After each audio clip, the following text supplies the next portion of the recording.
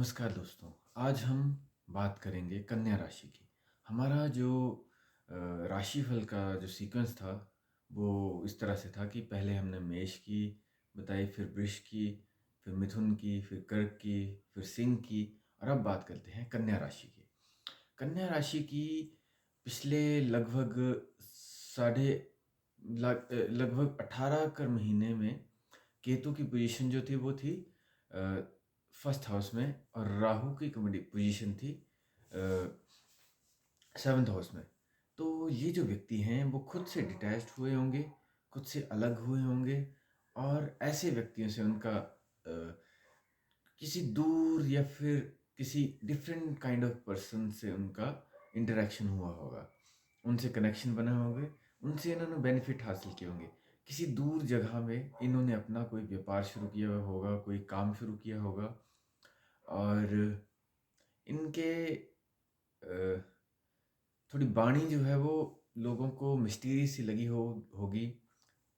थोड़ा सा ऐसा होता है ना कि मंत्रमुग्ध या फिर और किसी कुछ कुछ केसेस में गलत भी समझा गया होगा इनकी बातों को। गुरुदेव जी जो हैं वो इनके नाइन्थ हाउस में है।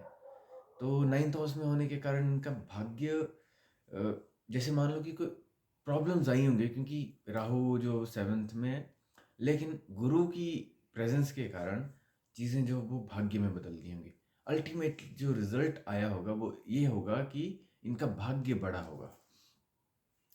फिर 1 2 3 4 5 इनकी लग्न पर भी दृष्टि थी। तो हो सकता है इन्होंने कुछ वेट गेन किया होगा, प्लस कुछ इन्होंने नॉलेज गेन किया होगा, कुछ एजुकेशन इंस्टीट्यूट में इनका एडमिशन हुआ होगा या फिर इन्होंने कोई लाइब्रेरी ज्वाइन की होगी, किसी धार्मिक काम में इन्होंने अपना कोई हाथ बटाया होगा। जो शनिदेव हैं वो इनके हैं सिक्स्थ हाउस में। सिक्स्थ हाउस में होने के कारण इनकी कुछ जो बीमारियां थी वो उम, इनको डायग्नोसिस हुआ होगा, सॉल्यूशन भी निकल आया होगा। ऐसा होगा कि देखो, अगर यही केस होता राहु का यहाँ प्रेजेंस होती तो कुछ बीमारियां होती जिनका हमें पता नहीं चलता। इनके शत्रु सामने आए होंगे और वो खत्म हो गए होंगे। जो भी शत्रु इनका सामने आया वो सब खत्म हो गए। इनकी दृष्टि खर्चों पर थी तो बड़े खर्चे इनके रुक गए। फिर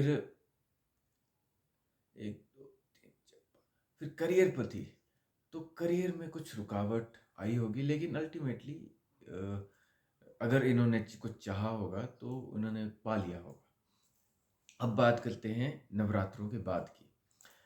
तो इस समय केतु इनके 12th हाउस में आ जाएंगे तो इनको स्वप्न की कुछ प्रॉब्लम आएगी, इनको सपने आने लगे होंगे, इनको अजीब सा डर आएगा, खर्चे अजीब से खर्चे आ जाएंगे सामने, मतलब जो ये करना नहीं चाहते थे लेकिन हो जाएंगे। राहु इनके सिक्स्थ हाउस में जैसे मैंने बताया था।